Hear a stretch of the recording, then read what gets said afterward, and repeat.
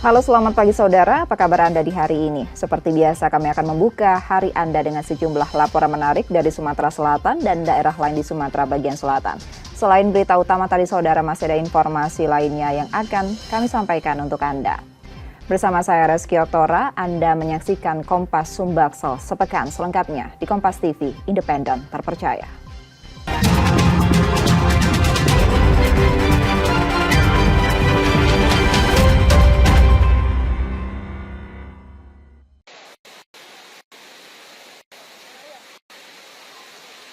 Kepanikan melanda warga lorong keluarga Kelurahan Gandus, Palembang pada Sabtu 3 Mei 2025 dini hari setelah sebuah kapal tongkang tanpa muatan menghantam rumah mereka di tepi Sungai Musi. Dentuman keras disertai hujan lebat membuat warga yang tengah tertidur terbangun dalam kondisi histeris dan langsung berhamburan keluar rumah. Peristiwa bermula saat kapal tongkang Lego jangkar di tengah sungai. Namun, angin kencang dan arus deras membuat kapal terseret hingga menabrak permukiman. Situasi diperparah dengan dugaan kelalaian nahkoda tugboat yang tengah tertidur dan gagal mengendalikan pergerakan tongkang. Menurut salah satu warga, insiden terjadi saat sebagian besar warga masih terlelap. Mereka sempat berteriak memperingatkan awak tugboat, namun tak mendapat respon. Tahu tongkang itu ngelebang kan sini, ngelebang nombor rumah semua rumah yang di sini. Terus Ya kami menyelamatkan anak-anak Pak. Budak-budak dulu ini. tongkang itu posisinya berisi apa kosong, Pak? Kosong. Kosong. Dia lagi berjalan atau lagi parkir atau mana, Pak? Kanyut sebelah sini. Oh, kanyut karena angin itu ya. Ini diakibatkan oleh ombak yang kencang dan angin yang deras. Jadi menghantam kurang lebih 13 kakak korban jiwa, tapi tidak ada korban jiwanya. Ada 6 rumah dan 5 perahu serta lain-lain masih sampai saat ini didata. Dan alhamdulillah dari pihak PT Marine Power telah datang ke sini perwakilannya dan ada itikat baik untuk mengganti seluruh kerugian dari warga. Tidak ada korban jiwa dalam kejadian ini. Pemerintah Kota Palembang bersama Satpol Airut Polrestabes Palembang menyelidiki penyebab pasti kecelakaan.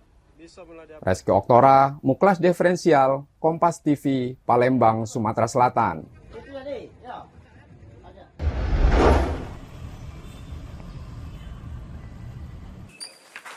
Seorang pria berinisial FK, pemilik bengkel mobil di kawasan Sako, Palembang, ditangkap polisi setelah diduga memproduksi senjata api rakitan. Bengkel pribadinya disebut-sebut dijadikan sebagai home industri pembuatan senpira. Penggerebekan berawal saat polisi tengah mengejar pelaku penganiayaan yang diduga bersembunyi di sekitar bengkel milik FK. Saat menyisir lokasi, petugas mencurigai aktivitas mencolok di dalam bengkel. Setelah dilakukan penggeledahan, polisi menemukan sejumlah alat yang diduga digunakan untuk membuat senpira. Barang bukti yang disita antara lain 1 set mesin bor, mesin kalibrasi silinder, mesin ragum kecil, gergaji besi, 1 batang besi aluminium yang telah dilubangi, 2 rangka senjata api rakitan, dan puluhan proyektil. Meski demikian, FK membantah memproduksi senjata api rakitan. Ia mengaku peralatan tersebut digunakan untuk memodifikasi mobil pribadinya. Bengkel itu bengkelnya Mas? Iya, bengkel, tapi bukan bengkel umum. Ya, makanya bengkel pribadi lah. Iya. Untuk membuat Modifikasi mobil. mobil pribadi saya. Tapi ternyata di situ ada tempat itu.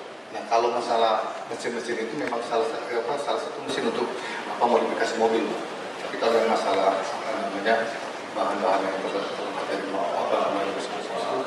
saya nggak tahu. Namun, polisi tetap menahan FK. Saat penggerebekan dilakukan, turut hadir keluarga tersangka, warga sekitar, dan ketua RT setempat sebagai saksi. SOP daripada penggeledahan dan penyitaan sebelumnya tentunya dihadirkan pihak-pihak sebagai saksi. Dan tentunya secara dokumentasi maupun administrasi dapat dipertanggungjawabkan. Kami tidak mengejar pengakuan tersangka. Tugas polisi adalah melakukan penyidikan patut diduga dengan ditemukan barang-barang yang notabene milik saudara Ferdi. Beliau patut juga sebagai orang yang bertanggung jawab untuk mengetahui kegunaan barang-barang yang ada di situ. akibat perbuatannya, FK terancam hukuman maksimal 12 tahun penjara. Yudi Kiswanto, Kompas TV, Palembang, Sumatera Selatan.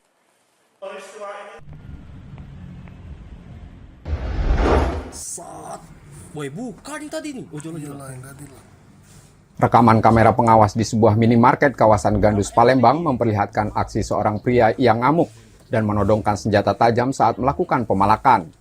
Pelaku tampak sengaja menakut-nakuti kasir agar menyerahkan sejumlah uang, lalu mengambil beberapa makanan dari etalase toko. Tak berselang lama setelah kejadian, polisi dari Unit 4 Subdit 3 Jatanras, Ditreskrimum Polda Sumatera Selatan meringkus pelaku yang diketahui bernama Jailani. Pria tersebut merupakan residivis yang sudah 7 kali keluar masuk penjara. Di hadapan penyidik, Jailani mengaku telah beraksi di sejumlah minimarket dengan cara serupa, mengancam menggunakan senjata tajam untuk memaksa kasir menyerahkan uang. Kakak minta uang? Iya. Oke, sambil minta uang bawa apa, Kak? Barang. Barang-barang. Tapi sempat apa pengancaman, Kak? Seperti apa, Kak? Tidak mengancam. Marah, Bang.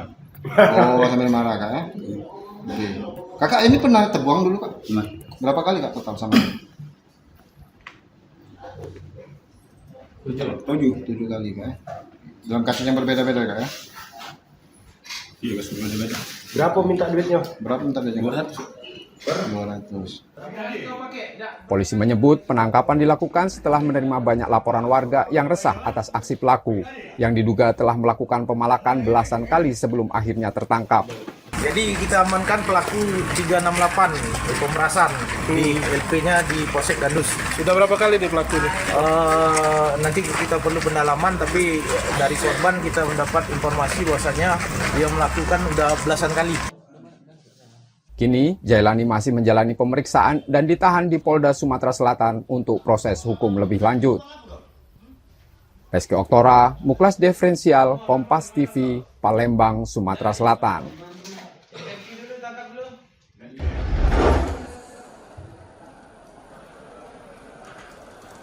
Sebelum berangkat dari Asrama Haji Sumatera Selatan menuju Bandara Internasional Sultan Mahmud Badarudin II, koper jemaah calon haji menjalani pemeriksaan akhir.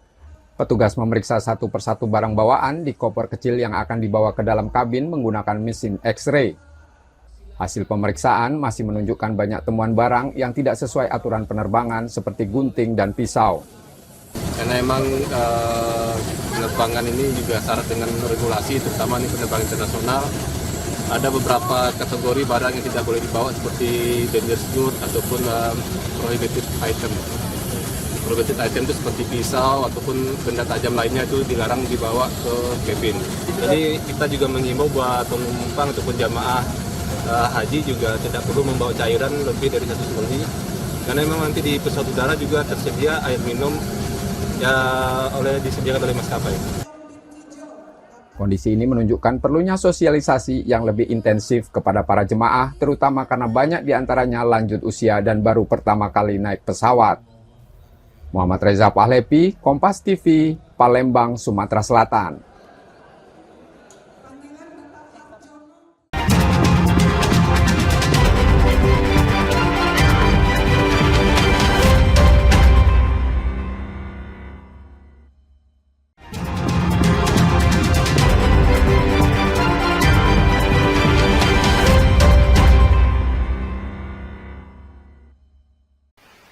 PI remaja 18 tahun ini hanya tertunduk lesu saat ditangkap unit PPA Satreskrim Polres Bengkulu Utara karena berbuat asusila terhadap anak di bawah umur. Peristiwa itu sendiri terjadi pada tahun 2023 lalu. Setelah berbuat asusila, pelaku langsung kabur. Lantaran takut ditangkap polisi, pelaku kemudian kabur ke Kabupaten Seluma selama 2 tahun. Namun naas saat pelaku kembali ke kampung halaman, polisi telah mengendus keberadaannya lalu meringkus pelaku. Awalnya tim opsional tadi pagi mendapatkan informasi dari masyarakat, TSK anak sudah kembali dari Kabupaten Seluma. Pada waktu tahun 2023, TSK anak tersebut sempat kabur mengikuti orang tuanya di Kabupaten Seluma. Dan pada hari ini, dia kembali ke Desa Lembaduri, Kecamatan Ketaun, sehingga kami bersama tim opsional mendatangi desa tersebut dan mengamankan pelaku anak. Saat ini, Pelaku sudah diamankan di Polres Bengkulu Utara untuk didalami dan dilakukan penyidikan lebih lanjut. Akibat perbuatannya, pelaku kini terancam pidana kurungan penjara di atas 5 tahun. Bayazir Al-Rehan, Kompas TV Bengkulu.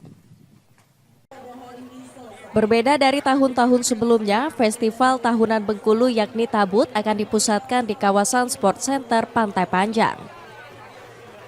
Lapangan Merdeka yang menjadi tempat gelaran Tabut setiap tahunnya dinilai sudah tak layak untuk dijadikan lokasi festival Tabut.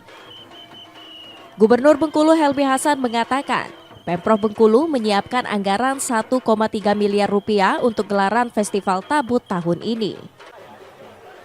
Agar lebih dikenal dan menarik, Festival Tabut akan diisi sejumlah event menarik, diantaranya Karnaval Batik Besure hingga perlombaan telong-telong dan ikan-ikan khas Bengkulu.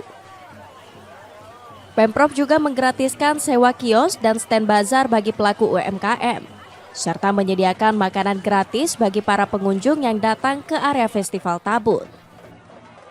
Kegiatannya bukan hanya sekedar kegiatan yang sudah-sudah gitu tetap berlaku, dan ada juga nanti karnaval batik. Jadi kita buat juga di situ ada batik besure yang terangkat lagi. Bagaimana kemudian semangat orang untuk menggunakan batik. Dan acara-acara yang lain. Nah, tempatnya di mana? Nah, jadi pihak keamanan meminta agar kemudian laporan dari dinas tidak lagi di tempat kemarin, tapi dicari opsi yang lain. Festival Tabut sendiri akan dimulai pada 27 Juni hingga 6 Juli mendatang, bertepatan dengan 1 hingga 10 Muharram. Bayazir Al-Rehan, Kompas TV Bengkulu. Sampah plastik menjadi permasalahan serius karena menimbulkan keresahan dan butuh ratusan tahun agar bisa terurai. Hal inilah yang membuat Imam Supardi, warga Kelurahan Betungan, Kota Bengkulu, berinisiatif mengubah sampah plastik menjadi sesuatu yang bermanfaat. Dengan mengeluarkan biaya pribadi, Imam lantas membuat bank sampah di Kelurahan Betungan dan membeli alat pengolahan limbah plastik. Proses pengolahan sampah menjadi BBM dimulai dari pemilihan sampah plastik yang dibeli dari pengepul, kemudian dipilih dan dimasukkan ke dalam tangki pembakaran. Pembakaran 50 kg sampah plastik selama 10 jam menghasilkan 40 liter BBM jenis Petasol. Alhamdulillah sudah 1 tahun lebih kami di Bank Sampah Perjuangan Lingkungan ini secara kontinu tetap memproduksi bahan bakar alternatif dengan bahan baku dari sampah plastik yang non ekonomis kayak kantong kresek atau bungkus makanan yang memang non aluminium foil per hari 50 kilo. Jadi kalau 1 hari estimasinya sekitar 1 ton sampah plastik itu bisa kami kelola dengan menghasilkan sekitar 400-an liter sampah bahan bakar alternatif atau setara solarnya BBM-nya. BBM yang dihasilkan dari pengolahan sampah plastik ini sudah melalui uji remigas oleh peneliti Badan Riset dan Inovasi Nasional BRIN. Hasilnya BBM Petasol ini memiliki kandungan setara Dexlite dengan nilai oktan yang lebih tinggi, sehingga aman digunakan kendaraan bermesin diesel. Produk Petasol ini sudah kita hak ciptanya sudah dilindungi juga oleh undang-undang. Kemudian untuk perlindungan konsumen kita sudah melakukan uji itu di Remigas. Jadi sudah diakui ujinya itu dan berdasarkan pengujian dari Remigas ini sudah setara dengan Dexlite. Jadi nilai oktannya itu sudah lebih tinggi daripada Dexlite. Jadi sudah memenuhi standar sebagai bahan bakar. BBM jenis Petasol ini kini biasa digunakan untuk bahan bakar di sejumlah pabrik pengolahan tahu dan digunakan terbatas untuk mesin diesel. Bayazir Al-Rehan, Kompas TV Bengkulu. Masyarakat RT 8 Desa Sekernan, Kecamatan Sekernan, Kabupaten Muaro Jambi melakukan perbaikan jalan rusak. Warga memasang gorong-gorong di lokasi jalan yang mengalami kerusakan parah secara bergotong royong. Perbaikan jalan dilakukan warga lantaran jalan poros kabupaten tersebut tidak pernah diperbaiki pemerintah. Pemasangan gorong-gorong oleh warga ini murni swadaya masyarakat tanpa adanya bantuan anggaran dari pemerintah. Jalan yang mengalami kerusakan merupakan akses utama masyarakat di Desa Sekernan. Kerusakan jalan telah terjadi selama bertahun-tahun. Kepala Desa Sekernan Alamsyah mengatakan ia bersama warganya berinisiatif melakukan perbaikan jalan secara swadaya, lantaran jalan ini menjadi akses utama perekonomian dan pendidikan masyarakat setempat. Jalan yang mengalami kerusakan juga merupakan akses menuju lokasi pondok pesantren dan fasilitas gedung olahraga. Kondisi rusaknya jalan membuat aktivitas masyarakat dan anak sekolah menjadi terganggu. FT 8, gabunglah dengan FT 9, 10 kan. Kami gotong royong memperbaiki jalan poros jalan kabupaten. Ya, selama ini rusak, hujan, bolongannya pecah. Kami Pak RT dengan warga berkumpul berinisiatif. Kami tidak menunggu bantuan dari pemerintah. Kami iuran para warga yang lalu lalang di jalan ini untuk memberikan bantuan, baik itu tenaga, materi. Jadi kami beli bolongan, beli tanah, dan kami sama-sama berkeliling di hari. Harapannya kepada pemerintah ke depan, karena ini kan sifatnya sementara kan, malah perbuatan manual kan. Lokasi perbaikan akses jalan secara swadaya ini tidak jauh dari pusat pemerintah Kabupaten Muaro Jambi. Untuk menuju lokasi hanya memakan waktu selama 25 menit jika ditempuh menggunakan sepeda motor. Warga berharap pemerintah daerah segera melakukan perbaikan agar jalan layak dan nyaman untuk dilintasi. Tim Liputan Kompas TV Jambi.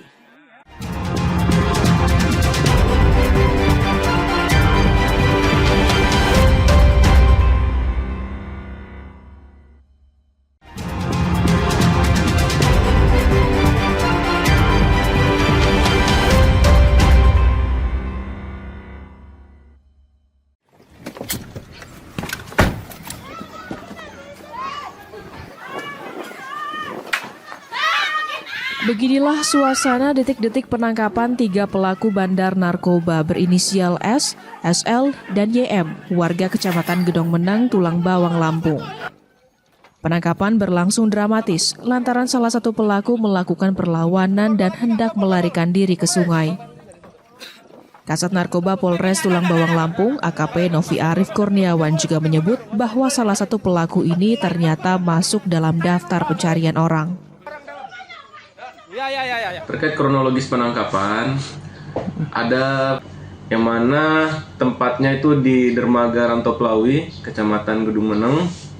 Di sana kami mengamankan 3 orang pelaku yang berinisial S, SL, dan Y.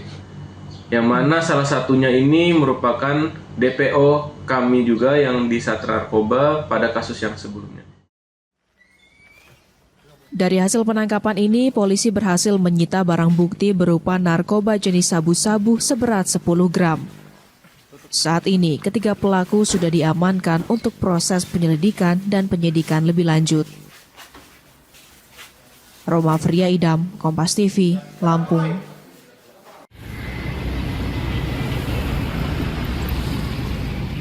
Beginilah kreativitas sejumlah pemuda yang sedang melukis di dinding tepi Jalan Pusat Kota Tugu Adipura, Bandar Lampung, Lampung. Mereka yang tergabung dalam komunitas Nusantara AD Project untuk Indonesia ini sengaja memilih ruang terbuka untuk berkreasi membuat seni mural bernuansakan ornamen khas Lampung yang juga memiliki pesan damai melalui kerukunan antar umat beragama. Andre, pengurus komunitas ini mengatakan bahwa seni mural ini juga dilakukan sebagai melawan aksi vandalisme yang marak terjadi di ruang terbuka dan merusak keindahan pusat kota. Kepengen kami adalah bisa juga ke tempat-tempat lain, ke kampung atau segala kita mau ngebagusin kampung. Dan inilah titik pertama kami dimulai dari tengah-tengah kota Bandar Lampung, ini ada di Bundaran Gajah kan. Dan memang tempat ini ya penuh dengan vandalisme, nggak enak lah gitu. Dan ini kan pas juga nih di dekat lampu merah, jadi ketika orang nunggu lampu merah bisa ngelihat ada yang dipandang lah, dan warna-warnanya juga cerah-cerah. Kami ngangkat juga ini ornamen-ornamen khas Lampung juga lah. Seni mural di ruang terbuka ini disambut baik masyarakat yang menilai dapat mempercantik kota karena lukisan bagus dengan dipadukan beragam warna cerah. Bagusnya seperti apa Ibu bagusnya? Ada lukisannya, misalnya gambarnya gitu kan bisa. Kan ornamen Lampung gitu Ibu ya. Kalau menurut kita bagus Ibu ya. karena dia. Untuk pendanaan seni mural ini didapat secara swadaya. Namun, komunitas Nusantara Ade Project untuk Indonesia membuka diri jika ada masyarakat yang ingin membantu menyumbang dana atau bahan seperti cat dan lainnya. Roma Fria Idam, Kompas TV, Lampung.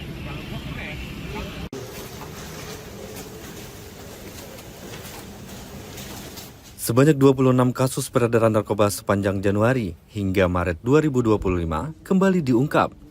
Dari pengungkapan tersebut, petugas mengamankan 29 tersangka yang terdiri dari 27 orang laki-laki dan 2 orang perempuan. Jenis narkoba yang paling banyak diedarkan di wilayah Pangkal Pinang adalah sabu dan ekstasi atau INEX. Hal ini sejalan dengan tingginya tingkat penggunaan kedua jenis narkotika tersebut di kalangan masyarakat Pangkal Pinang.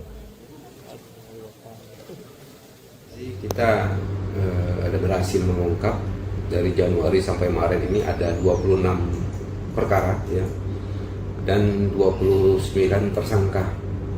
Ini terdiri dari 27 laki-laki dan 2 perempuan. Ini menyangkut perkara narkotika dari jenis sabu-sabu ya, maupun tanaman yaitu jenis ganja dan peredaran pil ekstasi. Untuk narkoba sendiri yang paling banyak diedarkan oleh para pengedar ini narkoba jenis apa sih Pak? Kalau temuan dari kita yang paling banyak itu adalah sabu-sabu ya, yang diedarkan yang lebih banyak di wilayah Pangkal Pinang ini.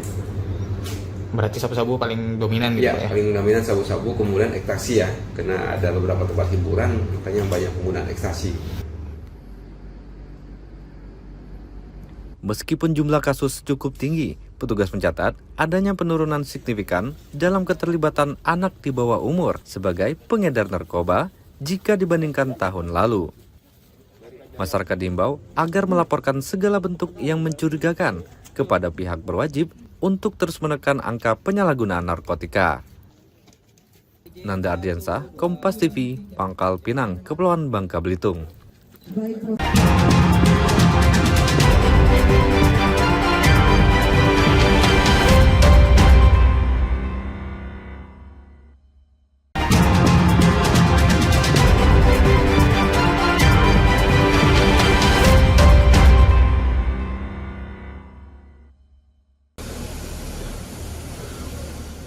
Cuaca panas di Tanah Suci yang diperkirakan bisa mencapai 40 derajat Celcius menjadi perhatian serius baik bagi panitia pelaksana haji maupun para jemaah. Kondisi tersebut menuntut ketahanan fisik yang prima mengingat ibadah haji banyak melibatkan aktivitas fisik. Berbagai persiapan pun telah dilakukan sejak sebelum keberangkatan, termasuk persiapan yang akan dijalani setibanya di Arab Saudi.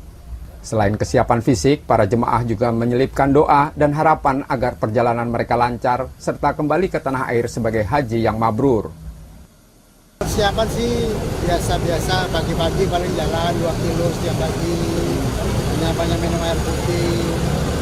Karena kita ibadah fisik, jadi kita harus menjaga pola makan, apalagi yang sudah lansia atau memang punya penyakit yang sifatnya kronis dan sebagainya, memang perlu menjaga pola makan. Nanti kemungkinan pakai semprot air setiap saat seperti itu. Mengurangi panas ya. APD dan sebagainya. Mudah-mudahan keberangkatan kita semuanya diberi kesehatan, keselamatan, dan pulang menjadi haji yang mabrur dan mabrurah dalam keadaan sehat walafiat. Kloter pertama embarkasi Palembang terdiri dari 370 jemaah asal Kabupaten Oku Timur. Mereka diberangkatkan ke Tanah Suci pada Sabtu 3 Mei 2025 petang menggunakan maskapai Saudi Arabia Airlines.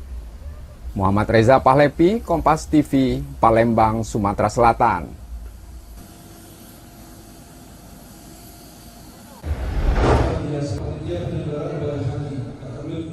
Sebanyak 370 jemaah calon haji kloter pertama embarkasi Palembang asal Kabupaten Oku Timur diberangkatkan ke Tanah Suci pada Sabtu 3 Mei 2025.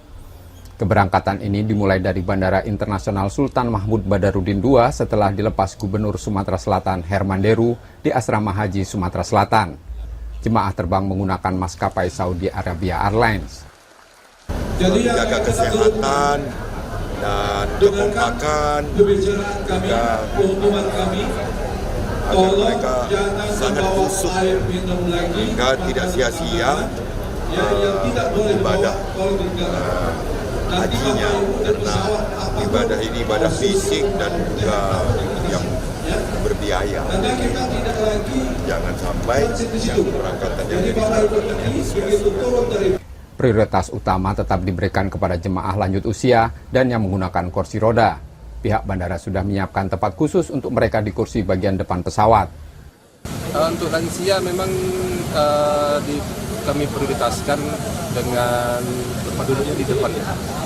Jadi nanti biar memudahkan untuk proses boarding dan proses turun dari pesawat nanti. Termasuk yang menggunakan kursi roda, Mas? Termasuk yang kursi roda. Kloter 2 embarkasi Palembang dijadwalkan masuk asrama haji pada 3 Mei 2025 malam dan diberangkatkan menuju Tanah Suci pada 4 Mei 2025 malam. Muhammad Reza Fahlepi, Kompas TV, Palembang, Sumatera Selatan.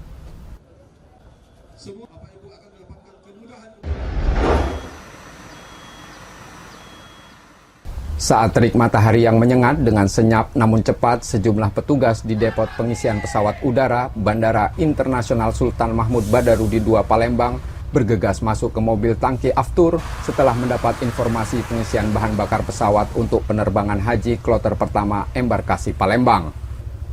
DPPU yang dikelola Pertamina Patraniaga Regional Sumbaksel ini menyiapkan pasokan Aftur 3.600 kiloliter untuk melayani 22 kloter jemaah calon haji di embarkasi ini.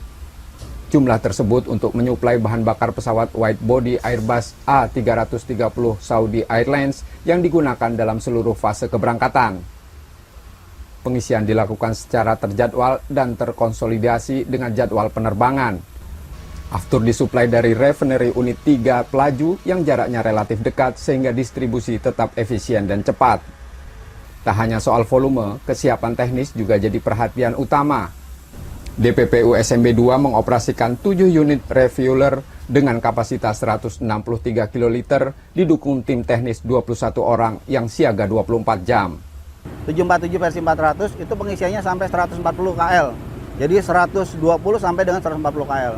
Di tahun ini cuma Airbus 330, pengisiannya separohnya. Jadi 70 paling banyak nanti 80 KL, lebih kurang itu direct ke Jeddah. Jadi hal ini sebetulnya sudah terbiasa kita lakukan pada saat kita melayani pesawat umroh pakai Airbus 330 yang sama. Hanya semua berjalan lancar, tidak ada permasalahan di penerbangan reguler, di penerbangan haji sehingga nanti sampai Saudi pun tepat waktu sehingga kembalinya lagi tepat waktu. Dan dari Palembang insya Allah mudah-mudahan tidak ada delay dikarenakan Pertamina.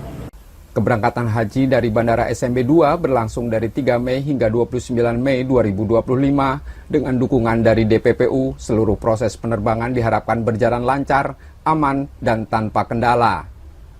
Tim Liputan, Kompas TV, Palembang, Sumatera Selatan.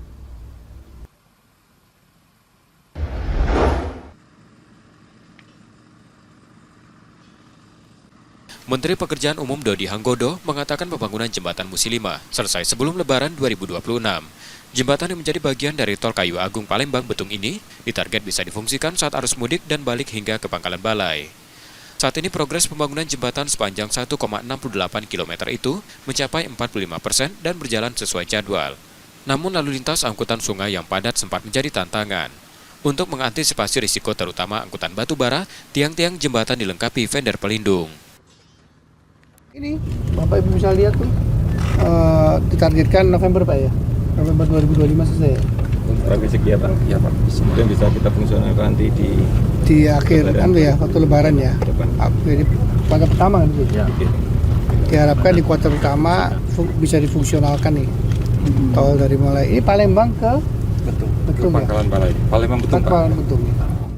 Terutama jembatan. Yang ini, ya ini kan jembatannya masih trafiknya kan cukup tinggi sehingga ya begitu ya sempat tabrak juga sama tongkang ya tantangannya ya karena ini masih sungainya ini masih dipakai untuk angkutan yang lain gitu yang trafiknya cukup lumayan tinggi dan karena kan bentangnya cukup lumayan lebar lumayan panjang ya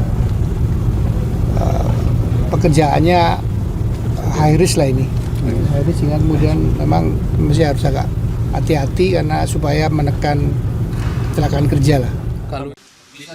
Sementara pembangunan tol Palembang Betung juga terus dikebut. Untuk ruas Palembang Pangkalan Balai, progres fisiknya telah mencapai 70%. Secara keseluruhan, tol sepanjang 69 km ini sudah 60% rampung. Pembangunan tol ini pun tidak terdampak efisiensi anggaran karena dana konstruksi telah tersedia. Tim Liputan, Kompas TV, Palembang, Sumatera Selatan.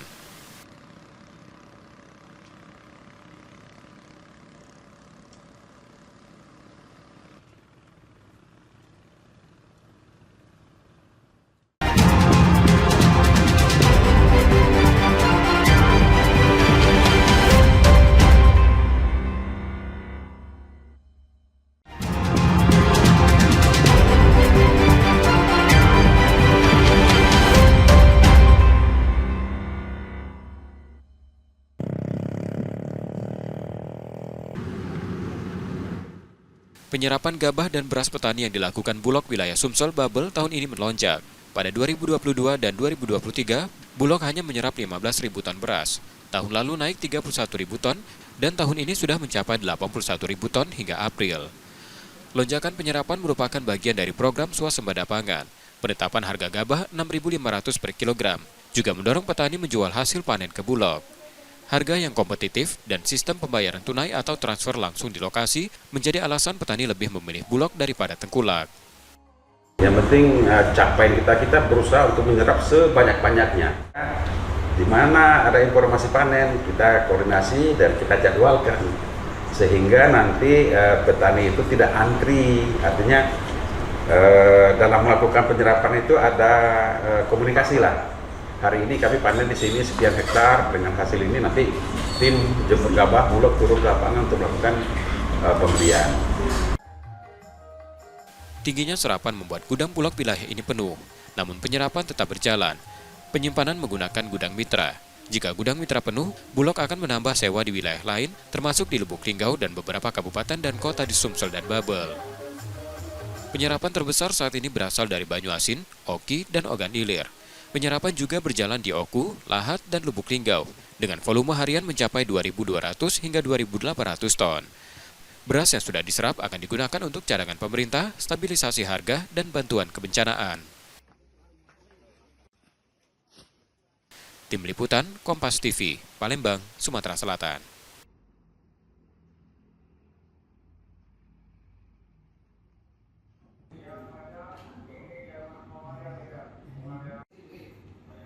Setelah mendapat perawatan di rumah sakit, Randy melaporkan tetangganya YG ke Polrestabes Palembang atas dugaan penganiayaan. Dalam keterangannya, Randy menyebutkan kejadian saat YG datang ke rumahnya di Kecamatan Seberang Ulu 1 Palembang dan memarahi ayahnya tanpa alasan jelas. Mendengar keributan di depan rumah, Randy keluar untuk melerai. Namun bukannya reda, YG sempat pulang ke rumahnya lalu kembali dengan membawa senjata tajam. Pelaku langsung mengayunkan sajam kepada Randy. Akibat serangan itu, kepala korban harus mendapatkan jahitan. Randy juga mengungkapkan YG diduga sebagai pengedar narkoba di lingkungan tempat tinggal mereka. Karena mereka tuh sudah meresahkan Pak di warung kita tuh Pak. Tapi kadang-kadang kita sudah mengadun di RT juga ada tindakan sama mereka Pak. Meresahkan kayak mana itu maksudnya? Meresahkan tuh di lorong warga itu pengen mereka tuh pindah dari sana Pak. Karena nganggu Pak. Mengganggu keamanan di tempat kami di sini. Dia jual sabu juga Pak. Jual gitu Pak. Sudah sering jadi Kami tak usil Pak, dia jual sabu. Sementara itu, Kasat Reskrim Polrestabes Palembang AKBP Andri Setiawan saat dikonfirmasi melalui pesan singkat membenarkan pihaknya telah menerima laporan korban. Dari hasil penyelidikan sementara, YG diduga mengalami gangguan kejiwaan. Yudi Kiswanto, Kompas TV, Palembang, Sumatera Selatan.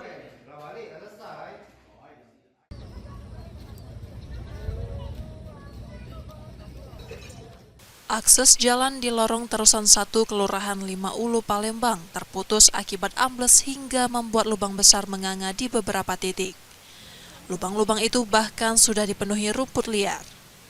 Warga mengeluhkan kondisi jalan yang dulunya bisa dilalui mobil, kini berubah menjadi jalan setapak licin di tepi anak sungai.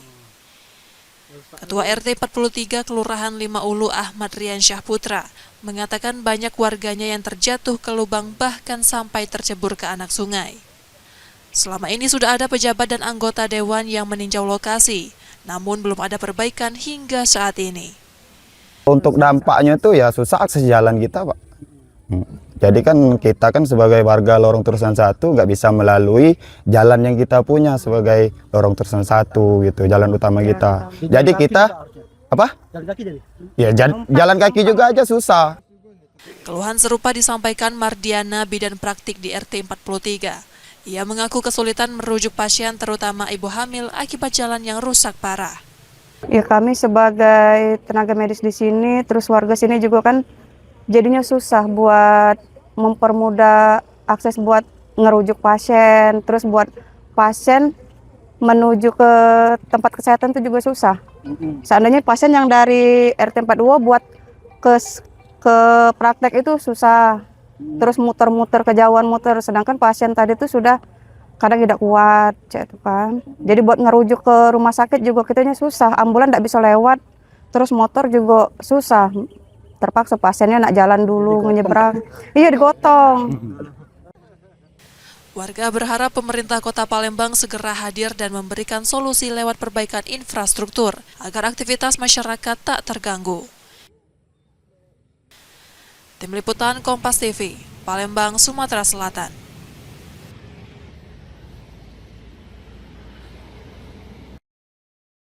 Delapan tahanan Polres Lahat kabur pada Minggu 27 April 2025 dini hari. Mereka melarikan diri diduga dengan menjebol dinding belakang tahanan, tepat di area toilet yang tidak terjangkau kamera pengawas menggunakan obeng. 3 orang tahanan ditangkap kembali di wilayah Kabupaten Lahat dan Muara Enim. Ketiganya adalah Andres Wardi, Irfan Suryadi, dan Dika Cahyadi. Kabid Humas Polda Sumsel Kombes Nandang Mukmin Wijaya menyatakan tim dari Polda Sumsel telah turun untuk menyelidiki kasus ini. Saat ini masih dilakukan penyelidikan dan pemeriksaan. Nah, terkait dengan masalah sanksi, ya tentunya apabila nanti hasil pemeriksaan dan penyelidikan ini ditemukan adanya kelalaian atau kesalahan di dalam SOP ataupun kelalaian dalam pelaksanaan tugas, tentunya akan ada sanksi yang akan diberikan kepada para petugas yang lalai seperti itu ya. Untuk sementara hasilnya seperti apa, Pak? Apakah masih tim masih melakukan penyelidikan pemeriksaannya.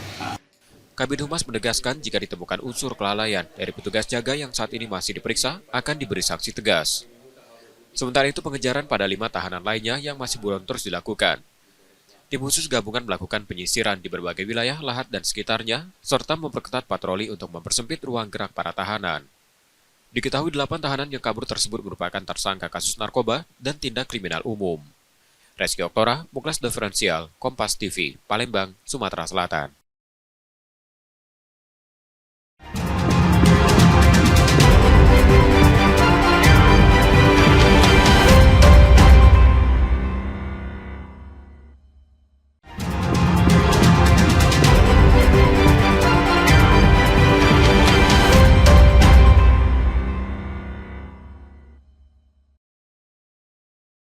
Tiga tahanan Polres Lahat yang kembali tertangkap usai kabur berada di 2 lokasi, masing-masing di Kecamatan Gumai Talang Lahat dan Kecamatan Blimbing Muara Enim. Seperti dikutip dari Tribun Sumsel, tahanan yang berhasil ditangkap masing-masing Andres Wardi, Irfan Suryadi, dan Dika Cahyadi. Tim khusus bentukan Polres Lahat saat ini masih melakukan perburuan dari 5 tahanan lainnya yang kabur dari rutan Polres tersebut. Sebelumnya 8 tahanan kabur dari rutan Polres Lahat pada Minggu 27 April 2025 dini hari. Mereka merupakan tahanan penyalahguna narkoba 5 orang dan 3 tahanan kriminal umum. Mereka diduga merusak dinding tahanan bagian belakang dengan obeng yang dimodifikasi. Dari peristiwa ini, selain membentuk tim khusus memburu para tahanan, Polres Lahat juga tengah memeriksa anggotanya yang bertugas jaga pada saat peristiwa terjadi. Tim Liputan, Kompas TV, Lahat, Sumatera Selatan.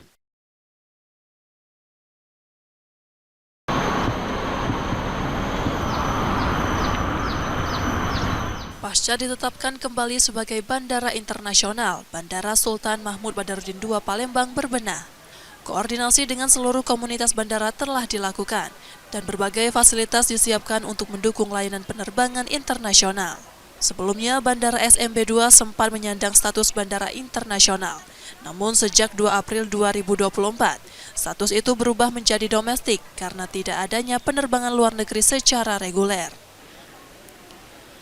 Penetapan kembali status internasional ini pun disertai syarat, Jika dalam 24 bulan tidak ada penerbangan internasional, maka status bandara bisa kembali turun menjadi domestik. Dalam waktu dekat, Bandara SMB 2 dijadwalkan melayani penerbangan haji tahun 2025 sebagai salah satu penerbangan internasional perdana setelah statusnya dipulihkan. Sesuai dengan KM26 disebutkan bahwa selama 24 bulan apabila tidak ada aktivitas penerbangan internasional maka akan dikembalikan menjadi bandara udara domestik. Dan ini menjadi tantangan kembali buat stakeholder yang berkepentingan tentunya, dan maskapai juga akan menghitung kembali potensi-potensi yang ada di Bandara Udara SMB 2 Palembang khususnya untuk wilayah Sumatera Selatan. Untuk persiapan haji alhamdulillah sudah 100%. Kita kemarin melalui PPIH Embarkasi Sumatera Selatan melakukan beberapa kegiatan, dan terakhir hari ini kami melakukan rapat koordinasi teknis terkait dengan persiapan flow keberangkatan embarkasi haji dari mulai asrama haji, layanan calon jamaah haji di airport, kemudian flow bagasi, flow cabin, flow lansia, kemudian semuanya sudah kita koordinasikan dengan semua panitia haji. Selain Bandara SMB 2, dua bandara lain di Indonesia juga mendapatkan status internasional, yakni Bandara HAS Hanan Judin di Belitung dan Bandara Ahmad Yani di Semarang. Muhammad Reza Pahlevi, Kompas TV, Palembang, Sumatera Selatan.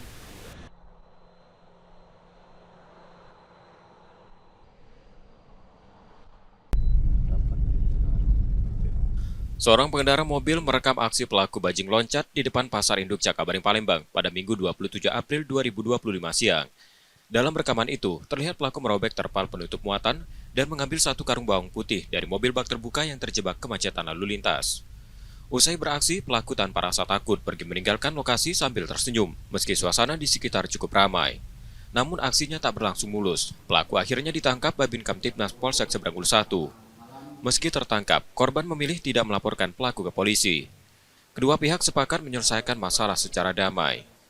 Benar sekali, sudah terjadi di wilayah hukum Polsek Seberangul 1, Bandung loncat mengambil satu karung bawang putih. Ya. Namun ketika sudah diamankan oleh anggota kita, dibawa si korban tidak melapor, korban memaafkan atas kejadian ini. Mungkin melihat kerugiannya tidak terlalu banyak, korban pun memaafkan pelaku, namun barang-barang yang diambil oleh pelaku untuk dikembalikan. Sebelum dibebaskan, pelaku diminta menandatangani surat perjanjian untuk tidak mengulangi perbuatannya. Yudi Kiswanto, Kompas TV, Palembang, Sumatera Selatan.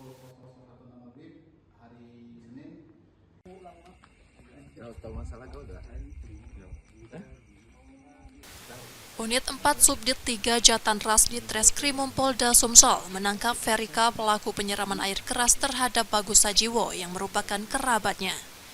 Penangkapan dilakukan di kawasan Siring Agung, Kecamatan Ilir Barat 1 Palembang, tak lama setelah kejadian yang terjadi pada 21 April 2025.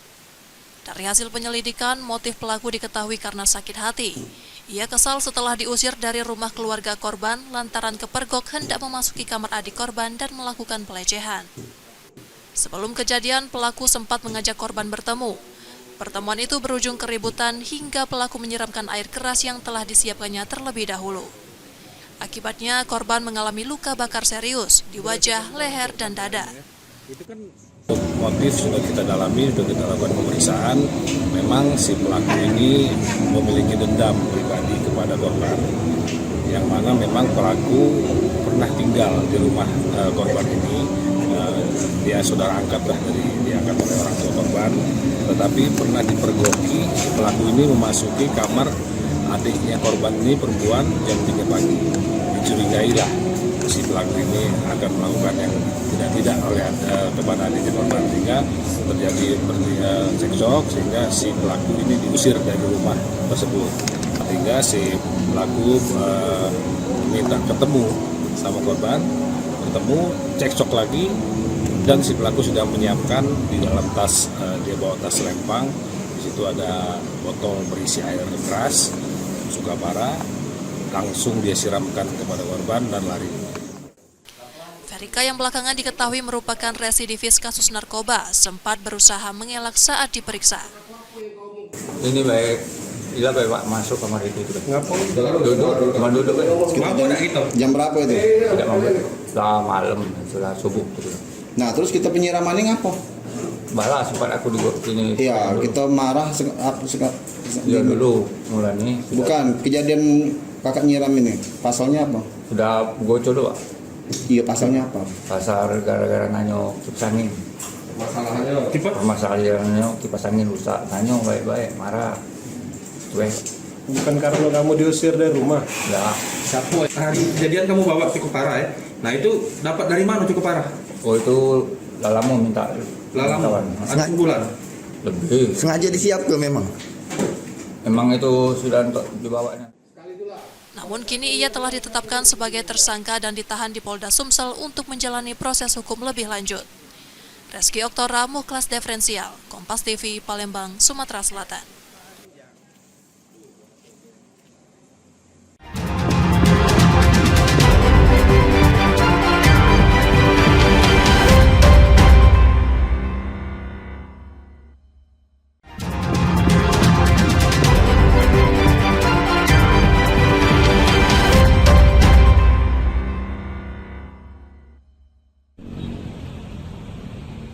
Penyidik Denpom 23 Lampung, Rabu 30 April 2025 siang menyerahkan 2 oknum prajurit TNI, Kopdabe dan Peltu YHL, ke Auditorat Militer 105 Palembang.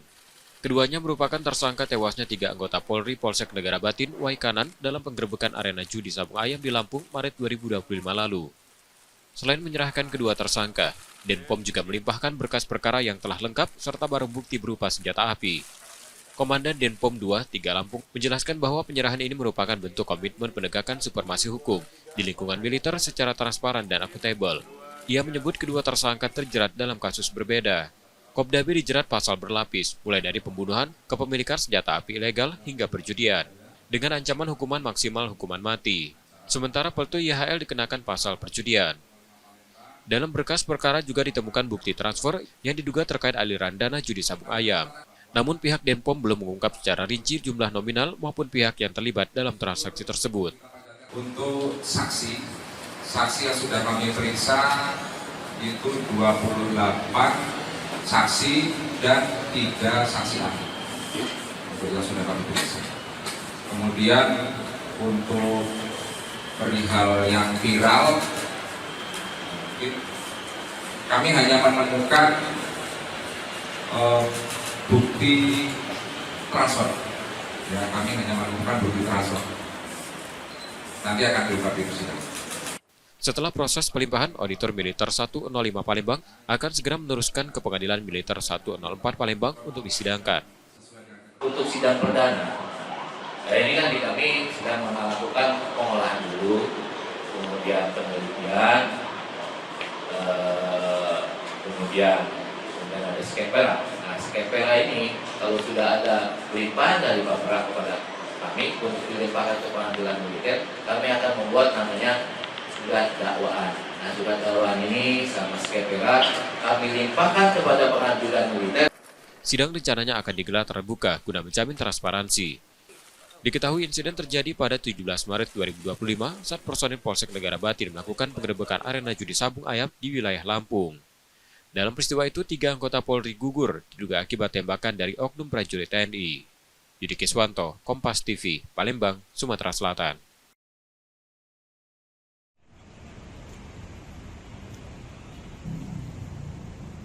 Jaksa Penuntut Umum Kejaksaan Tinggi Sumatera Selatan membacakan tuntutan pada terdakwa Fadilah dalam sidang di Pengadilan Negeri Kelas 1A Palembang Selasa 29 April 2025 siang. Dalam sidang tersebut, JPU menuntut terdakwa dengan hukuman penjara 4 tahun. Ia dinilai melakukan penganiayaan terhadap Dr. Koas Muhammad Lutfi Hadian yang mengakibatkan korban mengalami luka berat. Menyatakan terdakwa terbukti secara sah dan menyatakan bersalah melakukan tindak pidana penganiayaan yang mengakibatkan luka berat pada pasal 351 ayat 2 KUH pidana. 2. Menjatuhkan pidana terhadap terdakwa dengan pidana penjara selama 4 tahun di bawah selama terdakwa berada dalam tahanan. Mendengar tuntutan tersebut, mata terdakwa berkaca-kaca saat duduk di kursi pesakitan. Terdakwa melalui kuasa hukumnya menyatakan akan mengajukan pembelaan dalam sidang selanjutnya. Di 351 ayat 2 itu kan jelas bahwa unsur-unsur luka berat itu kan sudah jelas tertulis bahwa harus ada permanen, ibaratnya yang tidak dapat disembuhkan, cacat atau dan lain sebagainya. Jadi kalau kita lihat situ sih terlalu berlebihan jaksa untuk menuntut sampai 4 tahun gitu loh. Kasus penganiayaan ini terjadi pada Desember 2024 lalu di sebuah rumah makan di Palembang. Peristiwa dipicu persoalan internal terkait absensi Dr. Kuas, anak majikan terdakwa. Sidang akan kembali digelar pekan depan dengan agenda pembacaan pledoi terdakwa. Yudi Kiswanto, Kompas TV, Palembang, Sumatera Selatan. Kak, tanggapannya Kak, dikit Kak. Ditonton 4 tahun Kak. Tanggapannya Kak. Tanggapannya dikit Kak.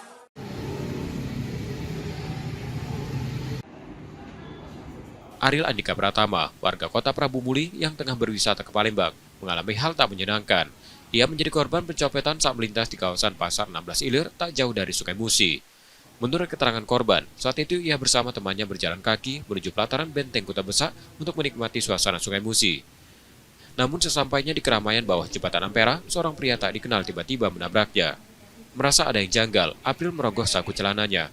Ia terkejut mendapat ponsel miliknya Raib. Ia sempat berusaha mengejar pelaku, namun pelaku menghilang di tengah kerumunan. Saya kan lagi jalan sama teman saya. Nah, tiba-tiba ada seorang laki-laki yang tidak dikenal menabrak saya. Nah, setelah itu, setelah dia pergi, nggak lama saya cek HP saya sudah hilang Pak di kantong. Yang mepet sendiri Pak, dia sendiri Pak. Ia pun melaporkan insiden tersebut ke Polrestabes Palembang. Hingga kini insiden itu masih dalam penyelidikan unit reskrim Polrestabes Palembang. Yudi Kiswanto, Kompas TV, Palembang, Sumatera Selatan. Gambar yang tersebar di media sosial ini kami samarkan karena mengandung unsur ketidaknyamanan. Dalam gambar tersebut tampak 2 siswi terlibat perkelahian di area penuh semak belukar, disaksikan sejumlah siswi lainnya. Unggahan itu menyebut para siswi berasal dari SMP Negeri 41 Palembang, namun pihak sekolah membantah klaim tersebut. Kepala SMP Negeri 41 Palembang menegaskan setelah melakukan penelusuran internal, tidak ditemukan satupun murid yang terlibat dalam aksi itu. Itu mengenai nama baik SMP 41, karena di dalam itu ada mencantumkan nama SMP 41 jadinya suatu tawuran. Dalam hal ini juga ternyata dari penyelesaian kami, ternyata siswa-siswi kami tidak termasuk di dalam yaitu perkelahian pertawuran tersebut. Pihak sekolah juga masih menyelidiki lokasi kejadian yang disebut berada di sekitar lingkungan sekolah. Reski Oktora, Muklas Diferensial, Kompas TV, Palembang, Sumatera Selatan.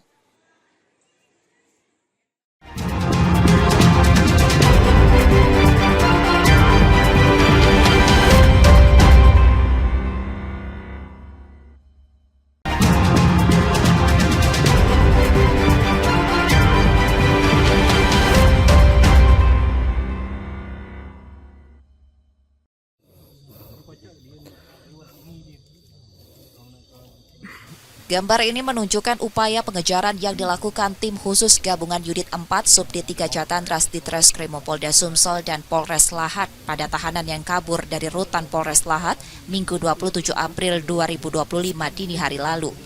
Perburuan dilakukan dengan menyisir kawasan perhutanan dan membuahkan hasil. Di area hutan Desa Talang Tabuhan, Kecamatan Lahat, satu tahanan buron Jimmy Saputra dibekuk tim khusus. Jimmy Saputra diketahui terlibat dalam kasus kekerasan seksual dan merupakan salah satu dari 8 tahanan yang melarikan diri. Dengan penangkapan ini sudah 4 tahanan yang ditangkap kembali, sementara 4 lainnya masih dalam pengejaran. Sementara itu 3 polisi yang bertugas jaga saat insiden pelarian terjadi masih menjalani pemeriksaan Propam Polres Lahat dan Propam Polda Sumsel. Mereka juga ditempatkan di tempat khusus selama pemeriksaan berlangsung. Tim gabungan Polda Sumatera Selatan bersama dengan Polres Lahat telah menangkap kembali 1 tahanan yang melarikan diri atas nama Jimmy Saputra bin Margono. Tahanan ini adalah merupakan tahanan kasus pemerkosaan. Tahanan ini sempat bersembunyi di dalam hutan Desa Talang Tabuhan, Kecamatan Lahat, Kabupaten Lahat. Nah, jadi total saat ini tahanan lari dari Polres Lahat ini sudah bisa berhasil diamankan.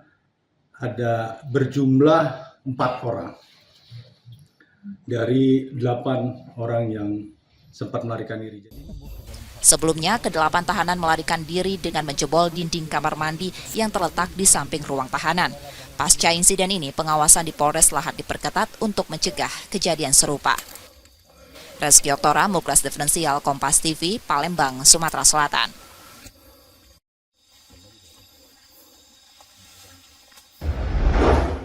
Apa kau pengen bola? Aku disuruh dia, Pak. Demi Allah. Sebuah video yang beredar di media sosial memperlihatkan seorang pria diduga memukul 3 anak laki-laki dengan tangan. Dalam rekaman tersebut, pria itu tampak mendatangi anak-anak sambil marah. Peristiwa ini diketahui terjadi di rumah Kencana Hati, Kelurahan Srijaya, Kecamatan Alanglebar, Palembang pada Senin sore 28 April 2025 lalu. Ketua RT 38 setempat menjelaskan ketiga anak masing-masing MR 12 tahun, adiknya MF 9 tahun, dan AR 12 tahun. Kejadian bermula saat mereka bermain bola di halaman rumah warga, sekitar 200 meter dari rumah pria yang diduga sebagai pelaku. Bola yang mereka mainkan kemudian masuk ke perkarangan rumah pelaku dan disimpan di kolong meja. Saat anak-anak mengambil bola sambil tertawa, diduga pria tersebut merasa tersinggung lalu mendatangi dan memukul mereka. Setelah kejadian, orang tua korban melapor ke ketua RT. Salah satu anak juga telah menjalani visum sebagai bukti. Anak-anak tuh main bola, mungkin yang pelaku tadi merasa terganggu Pak gue, jadi agak emosi sedikit. Laporannya ya itulah, laporan sesuai di CCTV itulah, ada apa namanya, Penganiayaan. Nah, ada penamparan terhadap anaknya itu. Polisi kini telah meminta keterangan dari ketua RT setempat terkait insiden yang ramai di media sosial itu. Reski Oktora, Muklas Diferensial, Kompas TV, Palembang, Sumatera Selatan.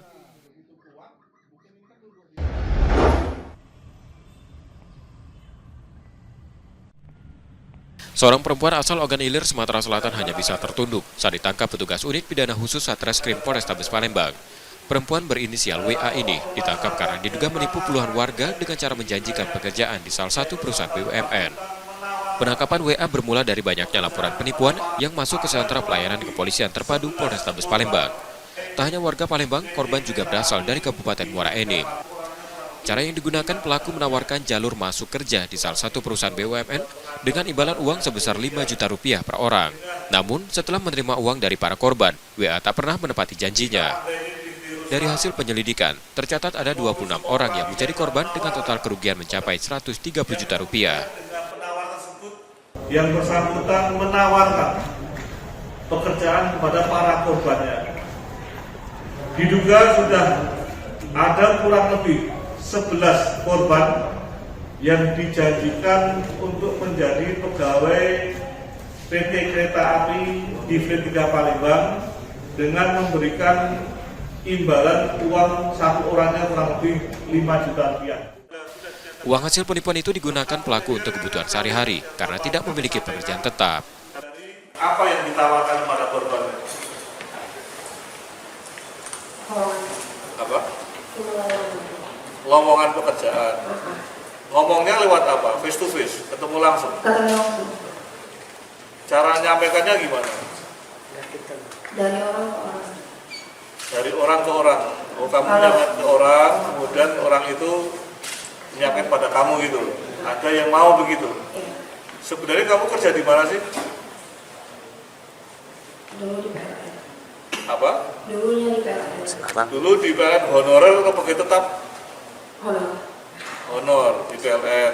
Kemudian sudah keluar. Sudah. Keluar gara-gara apa? Resign. Resign dia gara-gara apa? Karena nikah, Pak. Apa? Karena nikah. Oh, bukan karena kesetrum. Akibat perbuatannya tersangka terancam hukuman maksimal 7 tahun penjara.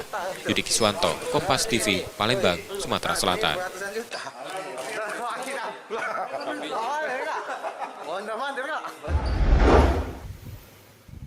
Rekaman dari kamera pengawas menunjukkan aksi pencurian sepeda motor yang dilakukan 2 pelaku di sebuah masjid di kawasan Sungai Pangeran, Kecamatan Ilir Timur 1 Palembang. Dalam rekaman tersebut terlihat pelaku mendorong sepeda motor dari halaman parkir keluar area masjid. Sepeda motor tersebut diketahui milik salah satu penjaga masjid yang saat itu tengah berada di masjid untuk persiapan sholat subuh. Rekan korban menjelaskan, pelaku yang berjumlah 2 orang diduga membagi tugas, 1 orang mengawasi kondisi sekitar, sementara yang lain membawa kabur motor. Korban baru mengetahui kendaraannya hilang beberapa jam setelah kejadian. Sebelum pencurian ini sempat terjadi insiden serupa dengan sasaran motor milik seorang ustadz yang sedang sholat. Pas lagi sholat subuhnya nih. Pas buang lagi sholat subuh. Parkirnya di sini. Dia tuh duo. Nah, sikoknya mantau, baru yang sikoknya yang ini ngeksekusinya langsung ngajar ya. Di depan gerbang. Itu motor siapa yang diambil? Motor marbot Masjid Ar-Razak ini. Aksi pencurian yang sempat viral di media sosial ini rencananya akan dilaporkan ke pihak kepolisian oleh korban untuk tindak lanjut lebih lanjut. Resi Oktora, Muklas Diferensial, Kompas TV, Palembang, Sumatera Selatan.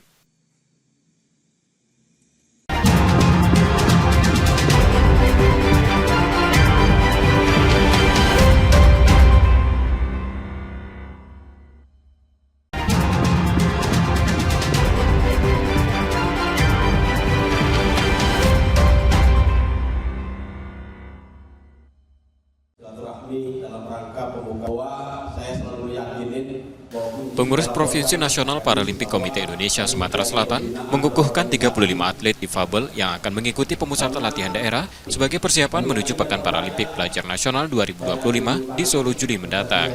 Para atlet terpilih merupakan hasil seleksi dari sejumlah kejuaraan cabang olahraga sepanjang 2024 dan dinilai sebagai yang terbaik di daerah. Ketua NPCI Sumsel menyebutkan pelatda akan berlangsung selama 3 bulan.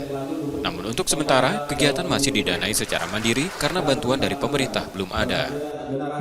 Kalau kami ini kan dari dulu sudah terbiasa dengan hal-hal seperti itu.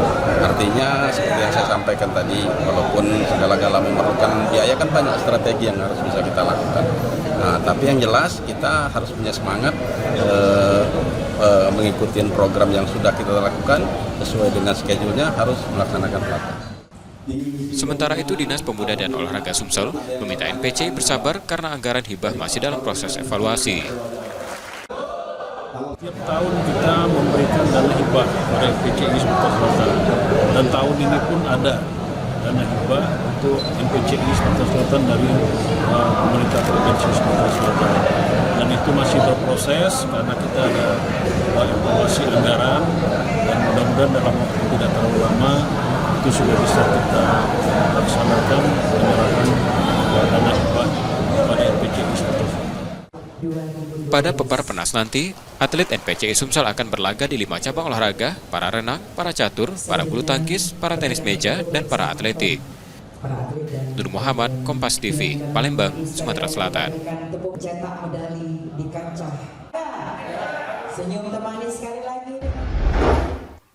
Sampah plastik menjadi permasalahan serius karena menimbulkan keresahan dan butuh ratusan tahun agar bisa terurai. Hal inilah yang membuat Imam Supardi, warga Kelurahan Betungan, Kota Bengkulu, berinisiatif mengubah sampah plastik menjadi sesuatu yang bermanfaat. Dengan mengeluarkan biaya pribadi, Imam lantas membuat bank sampah di Kelurahan Betungan dan membeli alat pengolahan limbah plastik. Proses pengolahan sampah menjadi BBM dimulai dari pemilihan sampah plastik yang dibeli dari pengepul, kemudian dipilih dan dimasukkan ke dalam tangki pembakaran. Pembakaran 50 kg sampah plastik selama 10 jam menghasilkan 40 liter BBM jenis Petasol.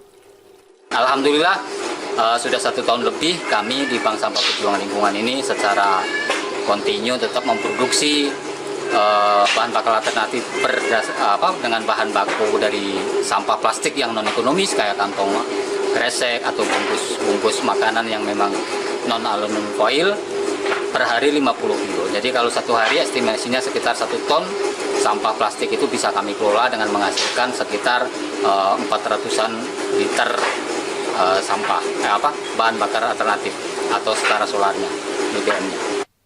BBM yang dihasilkan dari pengolahan sampah plastik ini sudah melalui uji remigas oleh peneliti Badan Riset dan Inovasi Nasional BRIN. Hasilnya BBM Petasol ini memiliki kandungan setara Dexlite dengan nilai oktan yang lebih tinggi, sehingga aman digunakan kendaraan bermesin diesel.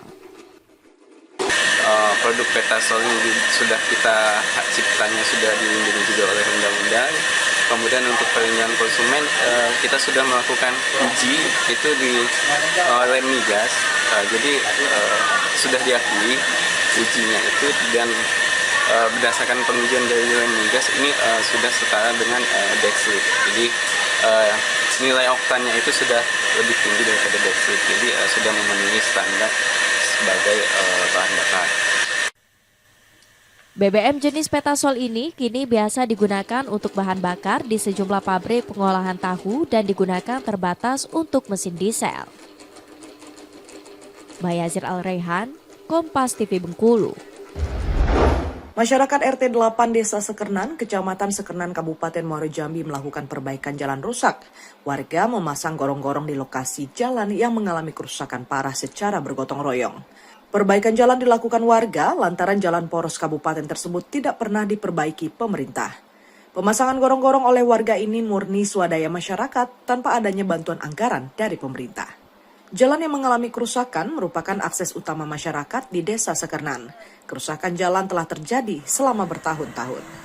Kepala Desa Sekernan Alam Syah mengatakan ia bersama warganya berinisiatif melakukan perbaikan jalan secara swadaya, lantaran jalan ini menjadi akses utama perekonomian dan pendidikan masyarakat setempat. Jalan yang mengalami kerusakan juga merupakan akses menuju lokasi pondok pesantren dan fasilitas gedung olahraga. Kondisi rusaknya jalan membuat aktivitas masyarakat dan anak sekolah menjadi terganggu. RT 8, gabunglah dengan RT 9 dulu kan. Kami gotong royong memperbaiki jalan poros jalan kabupaten. Ya, selama ini rusak, hujan, bolongannya pecah. Kami Pak RT dengan warga berkumpul berinisiatif. Kami tidak menunggu bantuan dari pemerintah. Kami iuran para warga yang lalu lalang di jalan ini untuk memberikan bantuan, baik itu tenaga, materi. Jadi kami beli bolongan, beli tanah, dan kami sama-sama berkeliling di hari. Harapannya kepada pemerintah ke depan, karena ini kan sifatnya sementara kan, malah perbuatan manual kan. Lokasi perbaikan akses jalan secara swadaya ini tidak jauh dari pusat pemerintah Kabupaten Muaro Jambi. Untuk menuju lokasi hanya memakan waktu selama 25 menit jika ditempuh menggunakan sepeda motor. Warga berharap pemerintah daerah segera melakukan perbaikan agar jalan layak dan nyaman untuk dilintasi. Tim Liputan Kompas TV Jambi.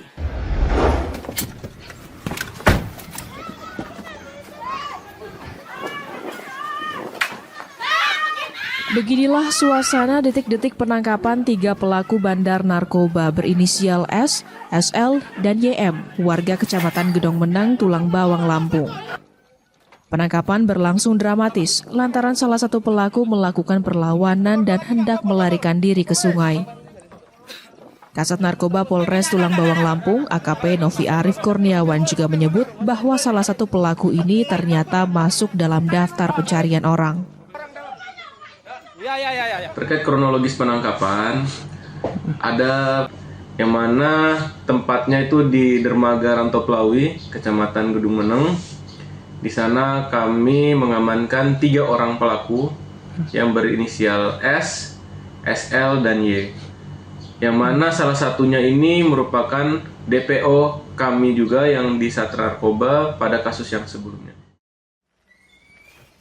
Dari hasil penangkapan ini, polisi berhasil menyita barang bukti berupa narkoba jenis sabu-sabu seberat 10 gram.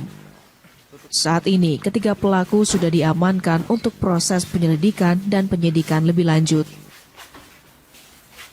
Roma Fria Idam, Kompas TV, Lampung.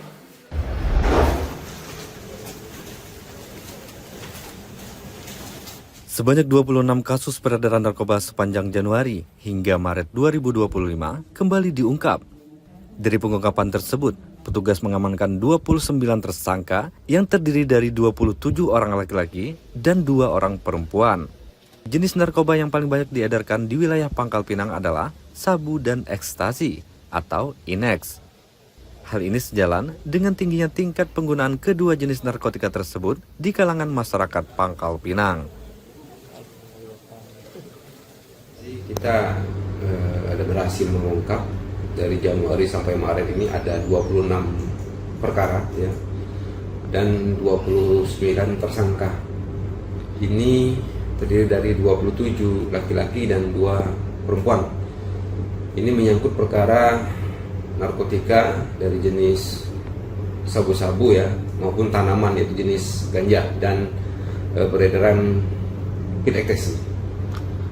Untuk narkoba sendiri yang paling banyak diedarkan oleh para pengedar ini narkoba jenis apa sih Pak? Kalau temuan dari kita yang paling banyak itu adalah sabu-sabu ya, yang diedarkan yang lebih banyak di wilayah Pangkal Pinang. Berarti sabu-sabu paling dominan gitu ya? Paling dominan sabu-sabu, kemudian ekstasi ya, karena ada beberapa tempat hiburan makanya banyak penggunaan ekstasi. Meskipun jumlah kasus cukup tinggi, petugas mencatat adanya penurunan signifikan dalam keterlibatan anak di bawah umur sebagai pengedar narkoba jika dibandingkan tahun lalu. Masyarakat diimbau agar melaporkan segala bentuk yang mencurigakan kepada pihak berwajib untuk terus menekan angka penyalahgunaan narkotika. Nanda Ardiansah, Kompas TV, Pangkal Pinang, Kepulauan Bangka Belitung. Informasi tadi saudara menjadi akhir dari Kompas Sumbaksel sepekan hari ini. Tetap saksikan konten lokal di Kompas TV setiap hari mulai pukul 4.30 hingga 7 pagi. Kembali kami mengingatkan saudara, bagi Anda yang ingin berbagi informasi atau kritik dan saran dapat mengakses Twitter, Facebook, atau Instagram kami di @kompastv Palembang. Akhirnya, saya Reski Oktara pamit. Tetaplah menyaksikan Kompas TV, independen, terpercaya. Sampai jumpa.